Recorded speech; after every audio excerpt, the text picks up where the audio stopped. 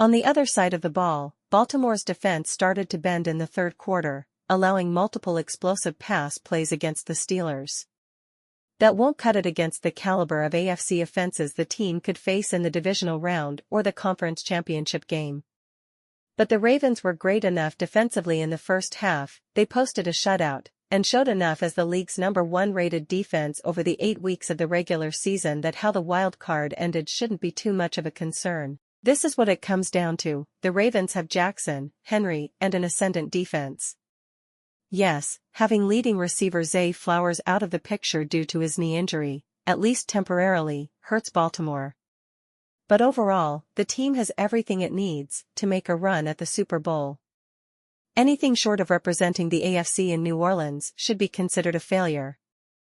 Henry registered 1,921 yards and 16 touchdowns in the regular season, but quite frankly, that's not enough for these Ravens. The standard is reaching, and hopefully winning, the Super Bowl after falling short in the playoffs repeatedly in the Jackson era, including last season's loss to the Chiefs in the AFC Championship game. Henry's power translating to the start of the playoffs, albeit against a struggling Steelers team, is a needed sight for the franchise, offering a relief of sorts.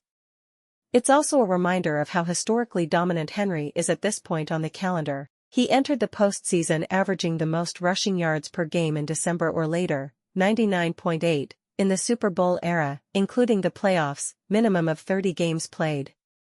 With his performance Saturday night, he's now tied with Hall of Famer Terrell Davis for the most playoff games of at least 150 rushing yards, 4.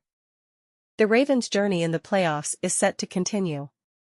The Steelers, meanwhile, will enter the offseason with plenty of questions to answer.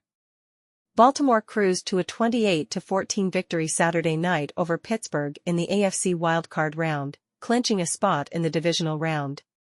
The Ravens are headed to the second round of the playoffs for the second year in a row. They had the first round bye last year as the AFC's #1 overall seed.